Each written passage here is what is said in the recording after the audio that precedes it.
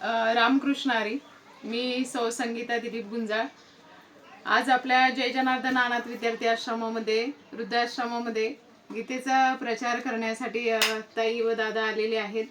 आणि आज आपल्यापुढे ही श्रीमद भगवद्गीता आहे आणि डिजिटल ही भगवद्गीता आहे. याच्यातून उत्कृष्ट असं मार्गदर्शन समाजासाठी होतंय.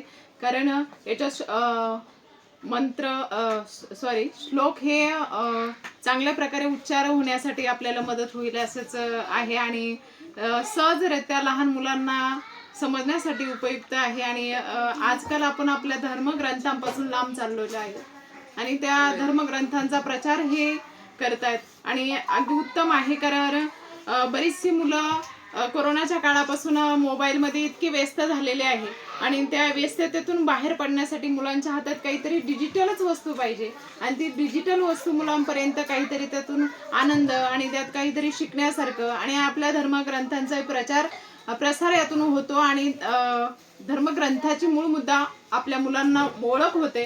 आजकाल मुलांना धर्मग्रंथ काय आहे, त्यात श्लोक काय आहे, मंत्र काय आहे, त्याच्यात काय अर्थ सांगून आपल्याला गेलेत हे आपल्याला माहित नाही आणि यातून सहजगत्या आणि स्पष्टपणे आपल्याला कळत आहे. म्हणून ही श्रीमद गीता खूप सुंदर आहे, छान आहे. जय श्रीराम. मी दुर्गा दिलीप गुंजाळ. मी इंटरनॅशनल स्केटिंग खेळाडू. मी आताच थायलंडला जाऊन आली आणि माझी निवड आता फिलिपिन्सला झाली. मी हे भगवद्गीता बघितली, मला ती खूप भारी वाटली. धन्यवाद.